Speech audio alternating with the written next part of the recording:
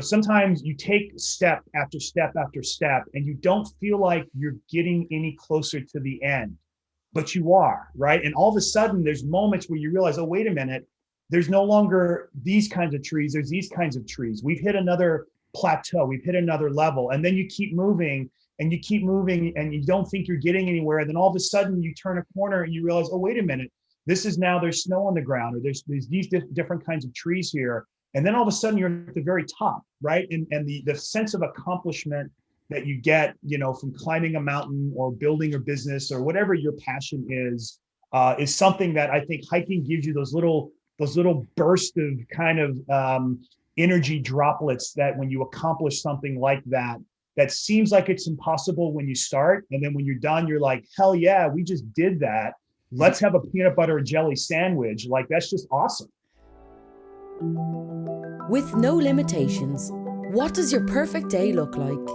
What if it's possible to live like that every day? Would you wake up after 9 a.m, have perfect health, maybe fire your boss, have the money and freedom to do what you love most? The world is your oyster. Where would you be? Who would you be with? The possibilities are endless. Whether you believe it's possible for you or not, you can make more, work less, and live free. Welcome to Freedom Hack Radio, where entrepreneur, best-selling author, world traveler and adventurer Bryce Robertson and special guests crack the code on money, health, relationships, spirituality, and having fun doing what you love most. Be inspired to create your own self-designed freedom lifestyle. Welcome back to another episode of Freedom Hack Radio. I'm your host, Bryce Robertson. And today, my friends, we have a little bit of a different episode topic for you. We're going to dig deep on having fun. And here to join us to talk about this today is Mr. David Coe and Brooke Coe. So thanks a lot for joining me today, guys. Thanks for having us. Our pleasure. I'm just realizing, Bryce, this is the first time I've seen my wife on a Zoom call before. It's kind of weird, this experience. Yeah, you guys are always usually together. It's odd, huh? Yeah. Do you have separation anxiety, Dave? No, because I can see her, so it's okay. As long as she's on my screen and I can hear her, I'm okay. There you go. And she was telling me just earlier that she's enjoying the break. So yeah, oh, that's so great. Excellent. So, for all of you listening right now, a little bit of context. So, last year, we all know what happened in early 2020. The lockdown started happening, travel restrictions started happening, and most people on the planet just sort of went inside their shells, stayed at home. Everybody's chilled out more, and not many people have been traveling as much. All the while, I'm following you guys on Facebook, and you guys are just on one heck of an adventure, and I love it. And I would consider myself to be a pretty well-traveled guy. I've been to about 60 countries for the last 10 years. Each year, I've spent at least a third, if not a half of the year traveling, whether it's nationally or internationally. But I got to say, I'm impressed with you guys. You have jam-packed so many adventures just into like about 9 months. You guys are really taking massive action, and you're focusing on an important area of our life, having fun. And, we teach people here on Freedom Hack Radio about financial freedom and time freedom and location freedom. And a lot of entrepreneurs get stuck. They're financially free, but they're just like working in their business, and making money is the highest priority. And a lot of entrepreneurs leave having fun, to last. And I know you guys on the side, you're ultra successful, but you're out there and you've like massively upshifted fun in like the list of your priorities. So, what inspired this awesome adventure to begin for you guys last year? I'll take the first stab at this one. When the pandemic hit, first of all, Brooke and I, we love to travel. It's one of, why do we do what we do? Everything in our life plan is all about being able to travel. One day we want to travel as much as Bryce Robertson travels with his beautiful bride as well, which I'm sure we'll tell some fun stories as we go through. And then, we had a trip last year planned to Thailand. We were super excited. We'd never been to Asia. We were, kind of just starting into our planning process when the virus came out. And then other trips we had planned, music festivals we had planned, restaurants with friends, like all the things that we had planned for 2020 obviously got ripped away when the virus started going through. So being the kinds of people that have a really hard time sitting around doing nothing, we started walking. And I think we started off first just in our neighborhood. And then we got tired of looking at all the same homes in our neighborhood and, giving credit to all the fences that we liked and making fun of all the neighbors that weren't painting all their fascia boards. And, so we started doing urban hikes throughout the city and, going through and, we started other communities and neighborhoods throughout the city. What we did, like Venice, Hancock Park. What were some of the other ones that we did, Brooke, that were around here? Palos Verdes. We would just try to find different neighborhoods and different things to critique on homes because it was something to look at. And, we were away from our phones and we were away from stresses. So it kind of felt good to just be walking and be out there, but it wasn't quite nature just yet. Mm-hmm. And then we've always liked to hike, but we've never really considered ourselves hikers before. It was one of those things that we did if there was nothing else to do. It's like, hey, let's go for a hike. And, we started, we might do a little 5-mile hike somewhere. And we went for a hike and all of a sudden it was like we were out in nature and we were getting fresh air. We were getting exercise. Our phones didn't work, although mine still goes off every now and then. And it was just like, all of a sudden we had this like new renowned lease on things to do. And, luckily we're blessed. We live in Southern California, which besides having a bunch of amazing hikes in our immediate area, we are in Southwest United States. There are so many different cool national parks that we can drive to. And we just became like hiking junkies is probably the best way to put it. We have, almost like kind of transformed our lives into, instead of what are we going to do this weekend? It's more like, okay, what are we going to do this week once our hike over the weekend is complete, right? Like our life has almost been rebalanced to where it's like, okay, well, what hike are we going to do? We have set a goal this year to get 50 hikes done, which is basically a hike a week, which we are on our pace. And, that's become our coronavirus lemonade has been hiking, and we can't wait to get on a trail again. That's awesome. So, everybody else, well, not everybody else, a lot of people have chosen to lock themselves inside, stay out of fresh air and all this kind of stuff. And you guys are doing the opposite. You're like, all right, I'm out there, you get to adventure and you guys get to hit so many of the core principles of areas in our life that we want to grow in to be fulfilled. And so you guys are getting health and fitness, you're getting outdoors and nature. You guys are getting to have fun. I'm sure it's like deepening your marriage. Because you guys get to travel and have all of these like awesome adventures together and checking so many boxes. That's really, really cool. So like, what's the deal? Where have you been? Where did you start? And what are some of the awesome places that you've been to? I think one of the first places during this pandemic that we wanted to go to was Arches in Zion or near Zion. And we thought it was going to be crazy hard. So we had to do some warm-up hikes. We went up near Big Bear and started hiking the mountains there and the Pacific Coast Trail. And these warm-up hikes were probably harder than actual Arches. Arches isn't actually that challenging. It's just beautiful. It was challenging due to the fact that it was almost 100 degrees or whatever when we were there. But wow. I think each hike kind of builds up to the next one. And once we did Arches, it was like, oh shoot, where can we go now?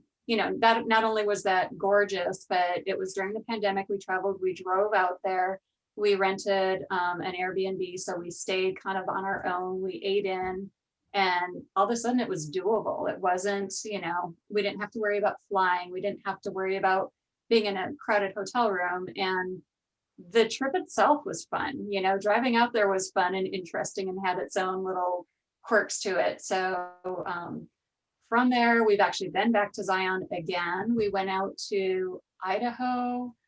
Where else did we go? Where'd you guys go in Idaho? We were up on the Fork River, the Henry's Fork River. And actually we were invited to go there from some friends that were, it was a fly fishing I'll call it a camp. Resort's probably a better description. It was pretty plush.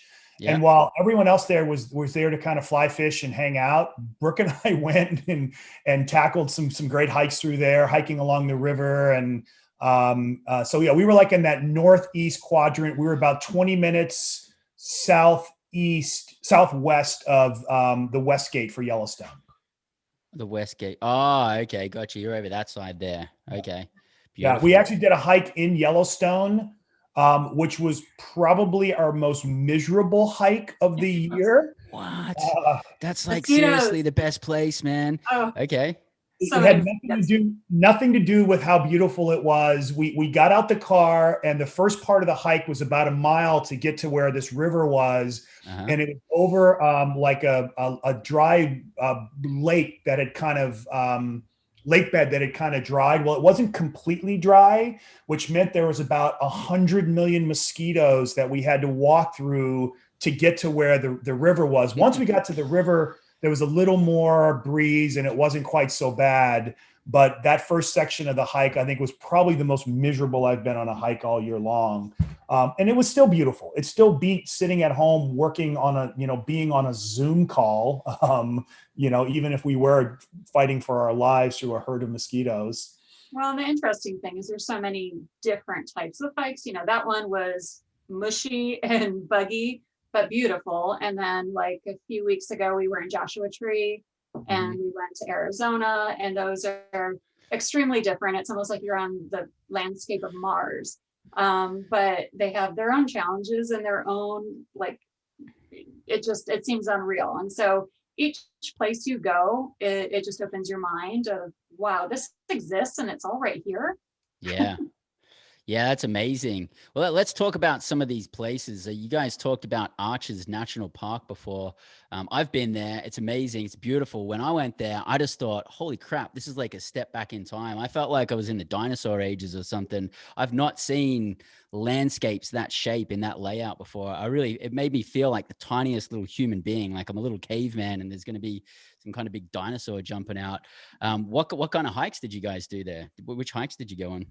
So the hike that we did there that we liked the best, it's called the Devil's Backbone. And when you go to Arches, it's all the way in the very back of the park, right? So you got to drive all the way back, about 40 minutes back there. They got a special camping ground back there, don't they? There is. It was a campground back there. And honestly, just to drive back there was like amazing, right? Because when you get into Arches, you have to climb into the park from from your car. And then all of a sudden you're on, as Brooke mentioned, it's like this Martian landscape, surrounded by, some civilization around you. And what was cool about that hike is when you started off, there's kind of like an easy little path, and a lot of people drive back there. It's about a mile, little loop. And I think 3 of the big arches in the park are off of that little hike. But then if you kind of keep going back through there, you kind of do this big loop that goes, actually you kind of climb down at first. Well, the route that we did, there was a couple of sections where we had to climb over a natural bridge that wasn't that wide. And, Brooke was like, hey, let's sit down here and have lunch. And I'm like, no, let's keep walking. We're not going to sit down here because if we fall, we die. And there was such great views. I know. It's funny when we each have our own personality hiking. Like I actually don't mind climbing. Like I like physically walking up a hill is something that I do really, really well. Like and the intensity. A fan for it, right? Yep. But she's the climber, like she'll see a rock and she'll just take off and bounce up the rock, and she's got, I'll say, a little less fear of heights than I do, and that way. But we had these moments on this hike where we kind of were like, oh my God, we have to pay attention here. Yeah. And if we don't, we could be in serious trouble. And while it was kind of terrifying at the moment, it was like, I think we left that hike and I don't think we felt that alive in a long time. That is so awesome. Having your heartbeat and that nerves and really having to be hyper focused on not letting your foot slip off the side of a rock and die to your death. Yeah. I think there's part of that in hiking that we both really respond to well, and it kind of has driven our passion. Beautiful. I love that. Yeah, you guys are like extreme living on your growth edge. That's great. I mean, which one was it? I think it was Zion National Park.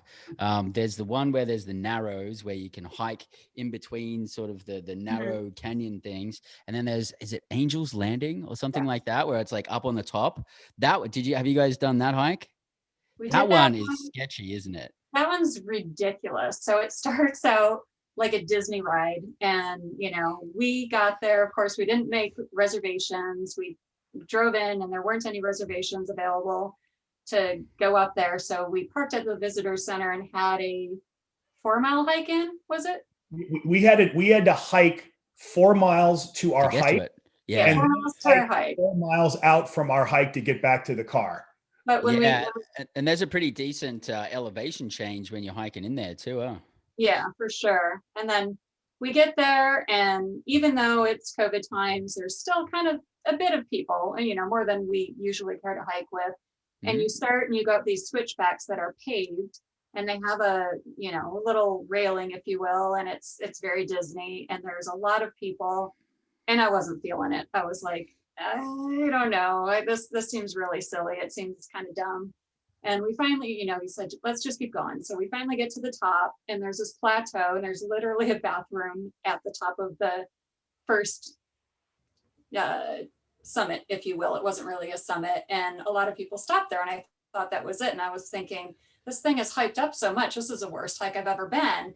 And Dave points over, and there's this narrow little bridge, and then this really steep like mountain over here. And I'm like, what's that? And he goes, oh, that's where we're going. And I said, but that's on the other side. And he goes, yeah. So all of a sudden this kept going, and you have chains. I'm sure you've heard of it, or if you've been, but there's chains that the rock is smooth rock, and it just kind of goes down this way, and you have to hold on. And there are people coming down, and you're going up, and you don't want to touch them or breathe on them. So you're trying to get around people going up, and fortunately, the further you go, there's slightly less people. A lot of people seem to kind of drop off, but not off the side of the mountain. They just come around and go the other way. Yeah. Some, no. But as we got to the very end of it, it was on this amazing plateau. You could see all of Zion up there. It was so peaceful. We felt so accomplished. We always bring peanut butter and jelly sandwiches. So we sat up there and like cheersed our PBJs, and it felt amazing. Beautiful. Do you feel like you got a bigger buzz on that one or the one over at Arches? This one, because this one was you will die. He was maybe freaked out a little by Arches. It didn't bother me at all. This one was insane. Oh yeah, and to set it in perspective for people that haven't seen it, like there's literally a few feet between like the area that you can climb on in some sections, and then if you once you get beyond that couple of feet, it literally goes straight down. Like there's no way you would survive. And not just to your right, but to your left also. Like it literally you're on a bridge that's like, and we're not joking. It's like 1,000 foot or more drop. Either way you would fall, left or right. It's not for the faint at heart at all, for sure. No, and like people need to pass each other too, and and there's like someone that could be freaking out and taking up much more room than what they need to. We had was that guy right when we started. Yeah, we were. Go on. I was gonna say we had a few, especially on our way down, and it's funny. Like on the way up, we're so much more focused. On the way down, it was like, we were kind of almost like going backwards. It wasn't quite as scary once you kind of had seen it already. But we had a couple of people that were freaking out that we had to get around. And of course, if you have to get around them, you have to let go of the chains, right? So there was a couple of moments where it's like, all right, well, let's just very carefully and hope she doesn't freak out and do something crazy and knock us off the rock. But yeah, no, it was. I like that hike. Arches was fun, but my favorite hike in Zion that we did was the subway trail, which was one where we did get a permit for. And instead of being like in the main area of the park, we kind of drove like 40 minutes to the northwest quadrant of the park. And I think on the entire hike that we did, we maybe saw 12 other people the entire hike. Nice. And you had to hike down this really steep canyon to get to this riverbed. And then when you got out to the riverbed, For the most part, it's just a river, like in the middle of the most beautiful place you've ever been on the face of the earth. And it was in the fall, so all the trees were yellow and red. And I think when we started, it was probably in the Brooke, like the high 30s, low 40s. Oh, it was cold. It was cold, but by Mm. midday it got into like the high 50s or low 60s. So it was great having a couple of different temperature changes. And then all the way at the back of that hike, there's a section that looks like a subway you would find in New York, but you're at the base of like a huge mountain that for me felt like staring up at El Capitan when you're at Yosemite. And then there's this little like kind of naturally carved subway trail that water carved out, and a bunch of reflection pools back through there. That was probably my favorite hike of the whole last year, except for maybe the one we did in Sedona. That one was pretty cool also. Yeah. What was the deal with the one in Sedona? It was a challenging hike, but the thing that's interesting about a lot of these hikes is this one in particular, we went through multiple different terrain types. So we started out and there was like maybe 20 car parking at the base of this, and it was full at 8 a.m. So we drove a mile down the street and there was secondary parking, and the trail leading from the secondary lot to this one was kind of along a river, and it was just so interesting and unique that in and of itself would have been a really cool, more like a walk, but it was a water hike and trees, and then we went under a bridge and we started our hike, and now we're in amongst trees, and you can see the cliffs of the mountain. And then once we started climbing the face of the mountain, it was very rocky, very steep, very dry. Like you never had a flat footfall. You were constantly stepping on stones everywhere. And then we get to the top and we're on the plateau of the mountain. And now again, it's forest and there's big, huge trees there. And then all of a sudden you come to the edge, and they wrote about it. People talked about it. People took pictures and posted them, but you just can't explain it but to be there. The view of the entire valley of Sedona, and just all of the different mountains and plateaus and everything about it was so spectacular. We sat up there and ate our lunch with our feet hanging over and just took it in for like 45 minutes. It was amazing. Isn't that phenomenal? Like experiences like that, I'm feeling it as you're saying it. I remember being experiences where you have like that, where you just sit there and it's almost like no other problems in the world even matter, and everything comes into perspective, and you're just like, wow, the world is such a magical place, like just phenomenal. That's awesome. And Sedona is a really beautiful area. It's amazing. Yeah, the name this is called Wilson Mountain. So if people are interested in actually climbing it, it's the tallest peak in Sedona, and it sits on the northern part of Sedona. So when you're there, you're looking out, you literally look at the entire town of Sedona, Oak Creek, which is that little neighboring sister to Sedona that's just as beautiful. That was one of those hikes where we got out of the car and we looked at our map and we looked up at where the peak was, and we're like, how are we going to get up there? Like, I don't even see where the trail is. Which is one of the things that I really dig about hiking. And I know this is not a real estate type of episode, it's more hiking, but that's one of the things that I love about hiking is that, and I equate it to being an entrepreneur and with my real estate business, is that, sometimes you take step after step after step and you don't feel like you're getting any closer to the end, but you are, right? And all of a sudden there's moments where you realize, oh, wait a minute, there's no longer these kinds of trees, there's these kinds of trees. We've hit another plateau, we've hit another level, and then you keep moving and you keep moving and you don't think you're getting anywhere. And then all of a sudden you turn a corner and you realize, oh, wait a minute, there's snow on the ground, or there's these different kinds of trees here. And then all of a sudden you're at the very top, right? And the sense of accomplishment that you get, from climbing a mountain or building a business or whatever your passion is something that I think hiking gives you those little bursts of kind of energy droplets that when you accomplish something like that seems like it's impossible when you start. And then when you're done, you're like, hell yeah, we just did that.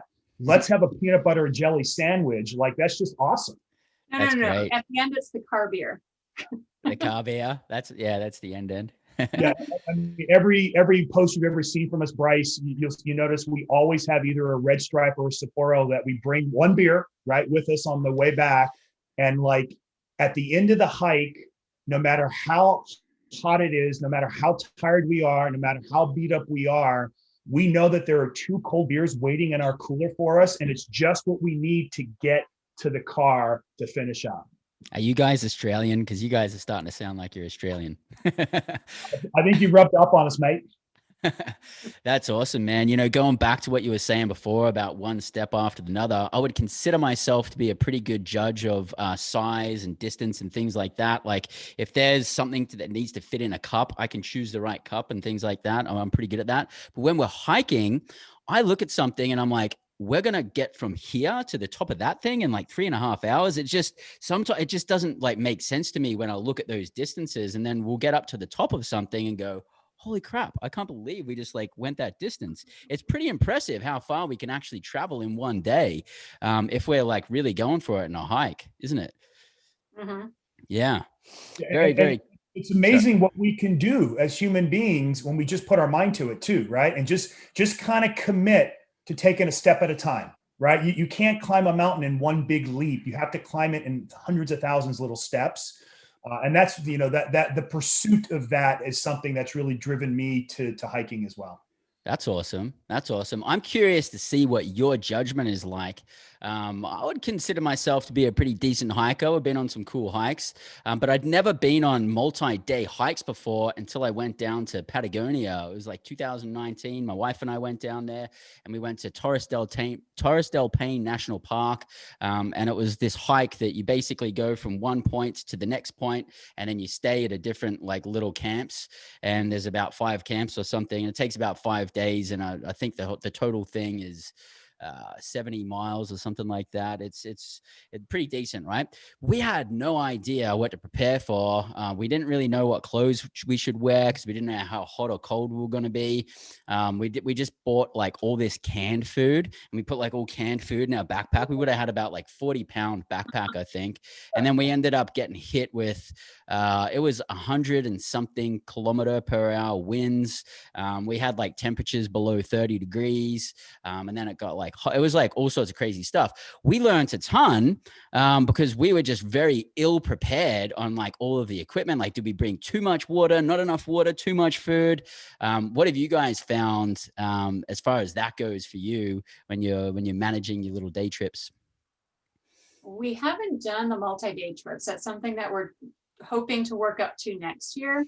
And we've been planning for it. A lot of this is kind of our prep and figuring out the right equipment, because exactly like you said, you'll see somebody in these really bulky, heavy clothes. And when you hike, you wear lots of layers, thin, light layers. Same thing with packing. Like you usually have dehydrated food or things that are light. You have the water filter. Ideally, you're hiking amongst a water source that you can fill up your water canister and zap it to get all the bacteria out of it. But one, I hope I can sleep outside multiple days on edge and not, my biggest fear is being cold, because I'm always cold. And then my second fear is I always wake up at 3:30 in the morning. Am I going to wake up and not get any sleep and then just be a mess? Or do I wake up at 3:30 in the morning and go, hey, let's go, come on, and start our next day hike. So I think we're hoping to try out Catalina for like our test rounds. Okay. I mean, it's great. There's tons of camping there, and just go from end to end. I think it's a 2 or 3 day, something that we can see. Really? Is this the right gear? And then once we know, and can we do it, we're hoping to go bigger, and we're hoping to do, what's it called?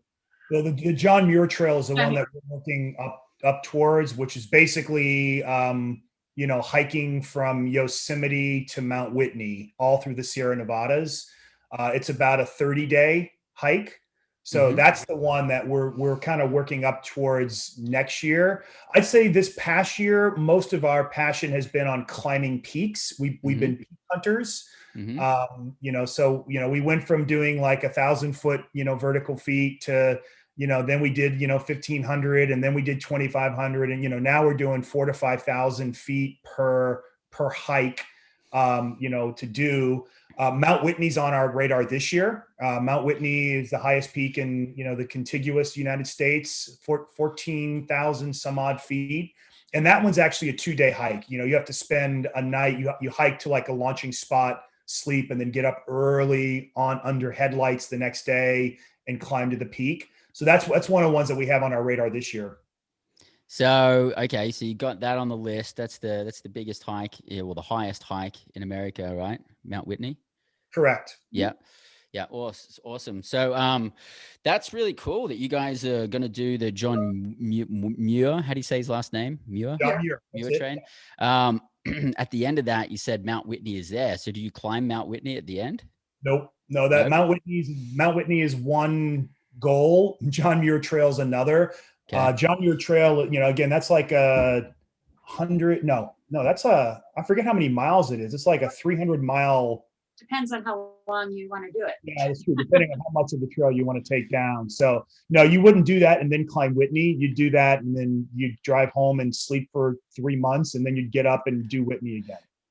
Well, Brooke's waking up at 3:30, mate. I don't know what you're doing, but she's waking up at 3:30. She's ready to go. We actually did one hike this summer that you had to start early, and it was in the summer, and this was a hot summer in Southern California. And so we woke up at 3 and we had to drive out there, and it was almost a 2-hour drive. And so as we launched from the parking lot, it was pitch black. We had headlights on, and we had to hike up the first maybe hour in almost pitch black. And that was an entirely different type of hiking experience, but it was really interesting because you can only see what's in your light stream. You can hear lots of other things going on, but you're not really sure what's there. So that was kind of a lot of trust. It heightened a lot of just senses. That's the word. So yeah, that was definitely an interesting one. And that was one of the first bigger peaks that we did this summer, right? Yeah, there are 6 major peaks in Southern California, and we did 4 of them this year. The other 2 we couldn't do because fires closed them off, and then snow closed them off. But we're going to tackle those this year as well. It was interesting because we were by a river, but we couldn't see it. We could hear it. We could smell it. We could feel the water droplets, but we couldn't see it because it wasn't quite close enough to where it was illuminated with our headlamps. But headlamp hiking has become something that, especially to beat the heat, something we'll probably do a lot more this summer. It's another added dimension of to make things a little more challenging. That's awesome. And you get to see the beauty of the sunrise when it comes up, which is pretty magical. And most of us don't get to catch it every day. So that's really cool. Yeah, actually that hike we started off, there was no sun, but we did have both Mars and Venus in the sky. So we felt like we had some planet light that was lighting our way. It wasn't that much. Game on. Very nice. That's awesome. So you guys are talking about doing the John Muir trail. You guys have an appetite further out in the future for anything like the PC trail or like the Appalachian Trail or something like that? I do. I'm not sure Mrs. Coe does. I think as we continue to build our financial freedom as well, clearly those are like not multi-day, multi-week, but multi-months. Yeah. I have an appetite for something like that. I don't know if Brooke's that willing to be that rugged for that many weeks and months on end. Let's test out the multi-day and see how that goes. When are you thinking about doing this multi-day hike? The John Muir one? Oh, well, first we're doing local, like Catalina-ish or John Muir. If we did it was, what were we looking at? Like September, because you also have to gauge the weather. Mm-hmm. And in the middle of summer, it's just way too hot. Or if you go too late, then there's snow everywhere. So I believe September was an optimal month to do it. Yeah, we actually had that one for like next year. So our plan right now is sometime later, like mid-July of 2022, because you have to get a permit ahead of time as well. Mm-hmm. And that's the ideal time to be in that part of the country. There's still snow in the mountains, because there's snow in the mountains year round up there, but at the base where you're hiking, it's dry and it's not terribly cold at night. So yeah, that's the plan. Catalina is going to be our first multi-day hike that we're going to do. And we're talking about that in the next month or two. in Southern California, it only rains like 3 months of the year. And now we're in our rainy season. So we'll probably do that once the rain kind of goes away. 3 months of the year. It only rains about 3 days of the year in Southern California. Yeah, over a 3-month period. Yeah, one day each month. I'm actually thinking about, well, not thinking about, one of my goals is to hike Aconcagua in Argentina. And so we were in Argentina in, I don't know, mid 2019, and we went to this really awesome Michelin star style restaurant with a chef called Francis Mellerman that's really quite huge in Argentina. This beautiful place out near wine regions. And we were sitting there during the day and we saw these clouds really, really quite high over the mountains. And then on top of the clouds, there was this big like gray thing. And I said to the guy, I'm like, what is that thing up there? It looks like there's like a UFO in the sky. It was like so high up, like I didn't even know what it was. And he's like, oh, that's Aconcagua. And I'm like, well, what's that? He's like, that's the top of a mountain. It goes all the way past the other mountains and then up over the clouds. And I literally can't even describe how high it was in the skyline. You had to be there to see it.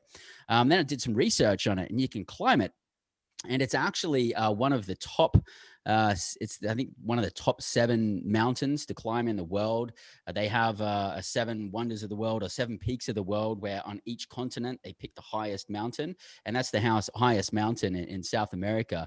Anyway, it doesn't require any climbing skills like rock climbing or rappelling or anything like that. It's pretty basic. So it's really based off performance of, can you handle hiking and can you handle the altitude, because it's about a 28-day adventure of like going up and then coming back down. So anyway, the time of the year to do it down there, because it's in Argentina and they got a little bit different stuff going on with the seasons, is around about January. So I'm thinking of doing that next year, January. But with all the travel stuff going on, I may not want to be getting on planes yet. Or I do it the year after. So if you guys are up for it, I'm definitely throwing out an invite for people to go with me, because right now my wife's like, I love hiking, but you're taking me to Argentina, to the wine region where there's all these amazing restaurants. That's where I'm going to be. And you can go hike for 28 days. That sounds good. Yeah. Yeah. So I'm going to do that one, and I'll connect with you guys again on that and see if you guys are up for it. It's I'm pretty excited about that one. What's the elevation? Yeah, it's funny, Bryce. I'm not sure. I'd have to. I can't tell you what that is off the top of my head. But check it out. It's called Aconcagua. It's one of the highest peaks in the world. It's not too far off the Himalayas as far as heights go. So wow. It's up there. It's interesting because I think as we love to travel, like we love going to Europe, we love going to see different cultures, and I think previously all we ever wanted to do was go to places, go inside and outside of churches, drink wine, have great food, go to museums. I never thought about wasting time while I'm traveling to go for a hike, right?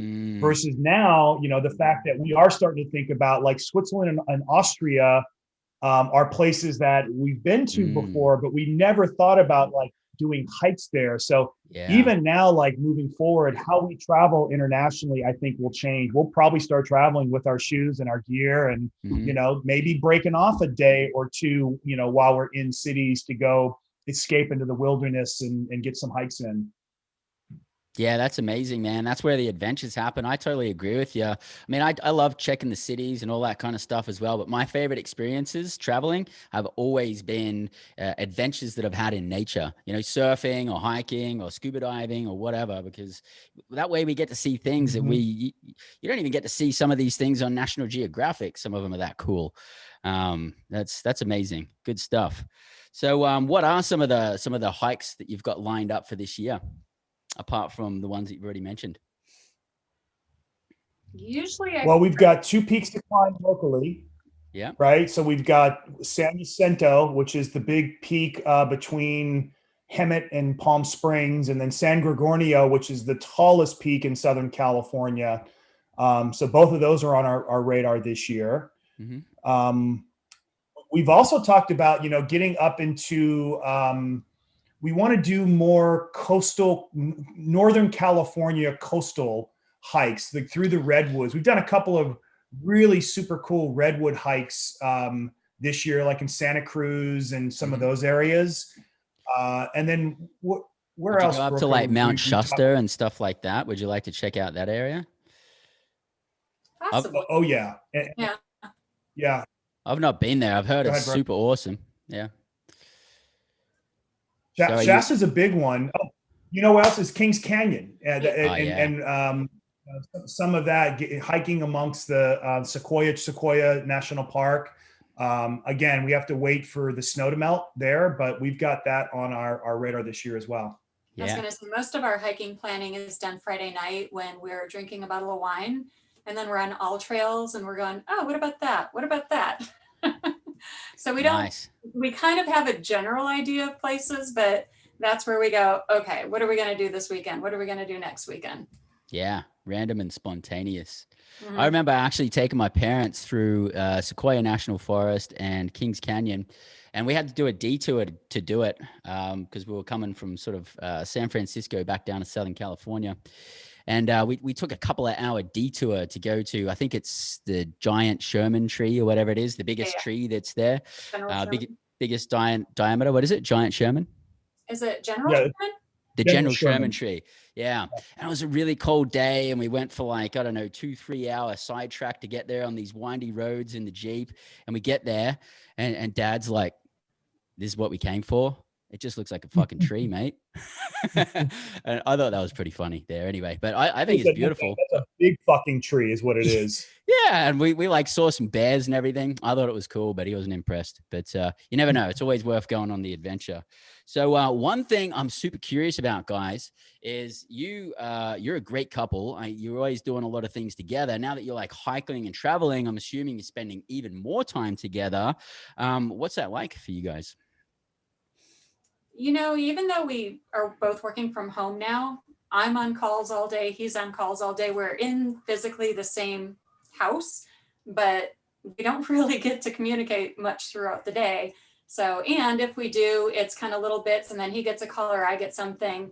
So I think the traveling and the hiking, being away again from all that technology, really is letting us talk together and get closer. And I think also, you know, when we knew we were good for each other was when we knew we could travel well together. Like when we were first dating, we went on a few trips, and we both had the same adventurous spirit, and we're up for pretty much anything. So we're like, okay, this will work. Yeah, that's awesome. And isn't that amazing? That happens, the experience when we're hiking. I just get a lot of clarity. I get a lot of like problems that get solved because my mind just clears out. And yeah, and some of the conversations that I've had when I'm hiking, just, you know, maybe digging deep on some stuff and really opening up and getting introspective. I'm sure you guys have had those kinds of experiences too.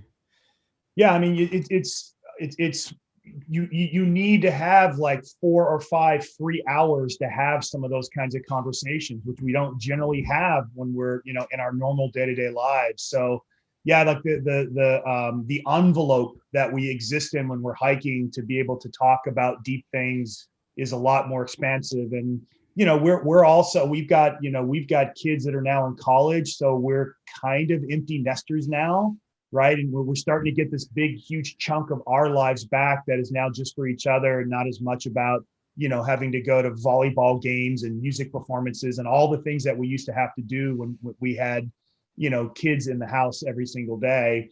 So yeah, it's been great to have hiking as a way to kind of rebuild our relationship. You know, we've always loved to travel. And I think what we're realizing now is that, you know what, we could just travel for the day. Like we don't have to plan some big, huge 30-day adventure to get away to reconnect. Like we can just be here for 6 hours, go climb a mountain, have a peanut butter and jelly sandwich and wash it down with a red stripe and like be refueled for another week. You know, that's been one of the things that I think we've really kind of learned this year during the pandemic. That's beautiful. And then what do the boys think? Have the boys been watching you guys hike and then just go, okay, we've got to join these guys? They're having way more fun than us. They've definitely been watching us. Like we come back and, you know, either I post my pictures, obviously, or I'll show my son who still lives here. but they're both kind of hikers in their own right, just not early morning because it requires waking up. But we've taken Trey, our 19-year-old, on a few local hikes with us, and he's a mountain goat. You know, he sees a rock just like me, and he goes right on up. But he's a bit parkour. So not only does he go up, but he's going up and doing all kinds of flips and stuff. And so he's fun to take on a hike and makes us feel really old.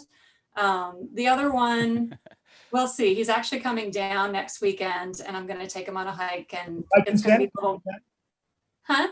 You did hike in Santa Cruz with St. John. Well, we did, but that was more of kind of a walk. Like, this is going to be a bit more of a hike. So, Yeah. and I know he'll be great, but it'll be interesting to see if he really digs into it, or I think though they appreciate that we're still doing things together, and they can see the joy that it brings us, and you know, the freedom that we're feeling from being able to go out and do this. Like, we come back refreshed. So we're better than being just stressed all week. Yeah. And so you should. I mean, you guys are more adventurous than the average 20-year-old. You guys are out there crushing it. I love it. You know, one of the things I'll say a highlight of last year was for Christmas. You know, we have one. Our youngest son still lives with us, although he's never home. You know, we call him our roommate, not our son anymore. And for Christmas, we got this. You know, like when they were little, you know, they would like do a card with crayons, you know, type of gifts for us for all these, you know, all these occasions. Well, Trey actually wrote us a poem, and he called it "The Wanderers." And he wrote this poem that's this really beautiful poem that we were like, wow, you wrote this. We were trying to figure out where he copied it from, but he sensed in us and saw that how much we love to wander and travel and be out there. And that kind of, I think, personality and lifestyle that we're building together, it is impacting them. And I think they see it and they appreciate it. And, you know, I don't think they see their parents as two people that, you know, spend their time unwillingly together, you know, hating each other and, you know, finding brief moments where they can enjoy each other, but instead people that are working together, building a life and having fun. And, you know, damn what happens in the world around us, we're still going to continue to live our lives and find adventure. That's awesome, man. And I totally feel that, which is why I wanted to have you guys here on Freedom Hack Radio, because, you know, you're really going against the stream right now. So what would you say for all of our freedom hackers out there right now that have been staying at home, that maybe want to get out there and travel? Maybe it's not hiking. Maybe they want to do something else. You know, should people be scared about going out and traveling right now? Like, what do you got to say? What advice have you got for our freedom hackers? I think, you know, we're not quite ready yet to fly, but we've still gone multi-state trips. So we drive, again, we find the Airbnbs, and there's absolutely a way to do it safe. Mm-hmm. And the other thing is just to change your environment, you change your state of mind. The second you get away from home now represents work, unfortunately. You know, it's no longer a place where you can just relax and not have to think about anything, because most of us are working from home. So it's easy just to do that one last thing or send that other email. Mm-hmm. When you get out, you can just feel the stress and the anxiety and the pressure kind of go off your shoulders. So and like Dave said, you know, it helps you when you do get back to work because you're refreshed and you're focused. So I would absolutely recommend doing it. Plus vitamin D combats supposedly coronavirus. Get out into the sun. Yeah, it's funny. I think earlier in the year there was like two things that I saw to minimize the impact of coronavirus if you had it. Number one was sunlight, vitamin D, and number two was smoking cigarettes. Well, neither of us are smokers, so we figured the sunlight was a better way for us to do it. But you know, for people that are, you know, nervous, I think you can get out of the home and still be careful. You know, like we wear our mask, number one, which is most important. You know, whenever we travel, again, we drive everywhere in our own car. We stay in Airbnbs. We still order food just like we were at home, or we'll go to the grocery store there, buy food and cook it, you know, whatever house we're renting.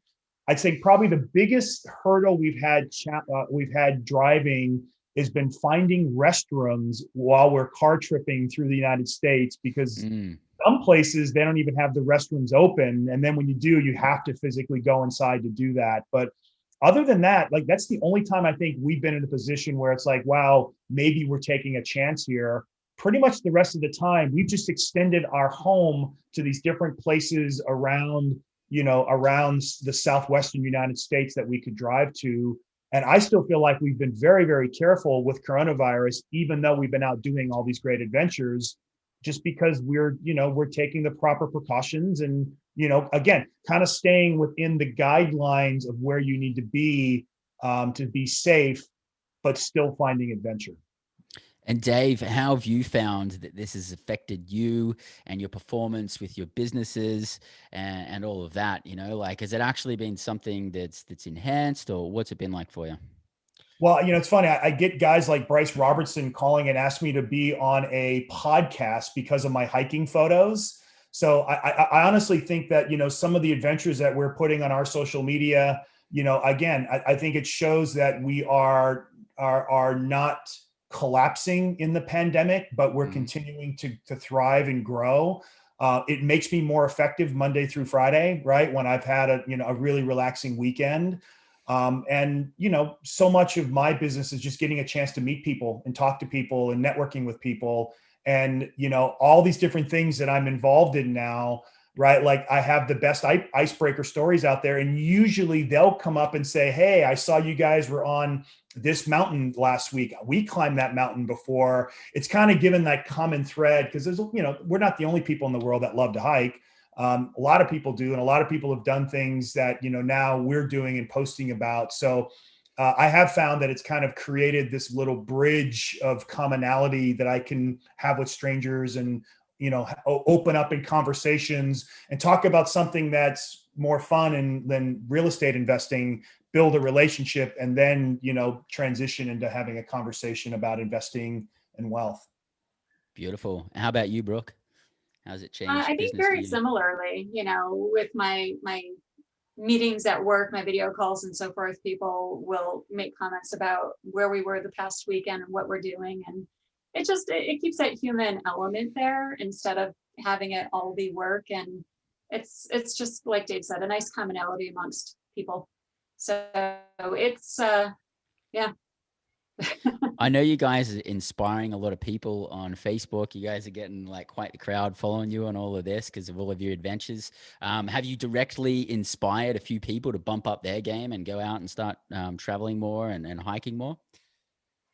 I think several people have stated that we have, and that they want to get out and go. And many have asked us for hikes, recommendations, and give me your specific route. Yeah, no, we actually have some friends that are part of our pod, because we all have our little group of immediate friends. And I think they liked to hike, but I don't think they were ever considered themselves hiking enthusiasts. And now, we're going on hikes together. We're sharing hikes back and forth. I'll say that Brooke and I have an appetite for things that are a little bit longer and a little bit higher and more extreme, but they still love to do it. And, we have been approached by many people asking for our best hikes of the year. And one of the things that I always tell people, my best hiking tips, the thing that took us from, two people that just like to go for a walk to people that are hikers, is the app All Trails. All Trails is amazing. We've got the pro membership. It's like $30 a year, best $30 I've ever spent in my life. And anywhere you're at, you can go through and, look at different trails, figure out if it's something that's an advanced trail, intermediate trail, beginner trail, how long. There's different reviews, there's photos. So it's been one of the things that when Brooke mentions Friday night with a glass of wine, she's not joking. We'll literally sit there and send trails back and forth to each other on which one we think is right for the weekend. And then we'll finally pick one. And then, next thing you know, we're in the car with headlamps on, driving to go hike a mountain. Yeah, that's awesome, man. I got that app too. I dig it. It's super cool. You can like narrow down on hikes because you're like, oh, I want to check one with a waterfall. Is this a pet friendly hike and all that kind of stuff? Yeah. And some of them can be a little bit hard to find the start or the finish. And those reviews, you can usually crack the code with the comments that people put in there, and they'll tell you how to get there. Yeah. Yeah, and the map too, right? Being able to follow yourself if you do get off trail, being able to get the map out and say, "Oh my, we totally missed it here. Let's backtrack here and get back on trail." That's probably saved us from, some of our deeper hikes where had we not had that, who knows? Maybe we would have gotten a little more lost and been stuck out overnight or something. So yeah, it's a great app. It's a highly recommended. That's awesome. So it sounds like you're almost sponsoring all trails, peanut butter and jelly sandwiches, Red Stripe, and Sapporo. Yeah, let's throw REI. There you go. We've become good friends with the REI people. You taking advantage of the discounts? Absolutely. Very good. Very good. Yes. Nice. Well, that's good, guys. Hey, I appreciate it. I know you guys are busy. You're off traveling all over the place, having tons of adventures. I really appreciate you guys coming on today. I hope everybody's got a ton out of this.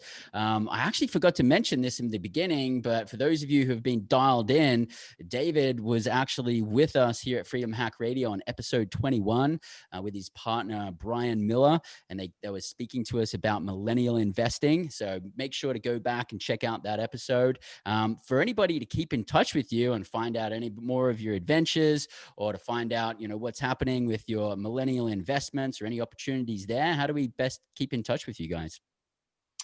Yeah, for me, my email is best. So it's david@capitalstackinvestments.com, or you can find me on Instagram at Coe, COE Realtor.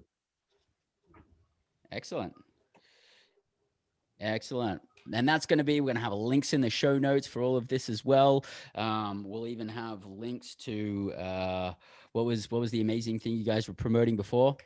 All trails. We'll have links to all trails and everything in there as well. You guys got any final words? I'll say this: one of our greatest adventures in the last few years was running into you and Tiffany, in Prague. So, love the idea of traveling with you guys again and maybe adding a hike or two along the way. That'd be awesome. Beautiful, mate. We're down for the adventure. Love it.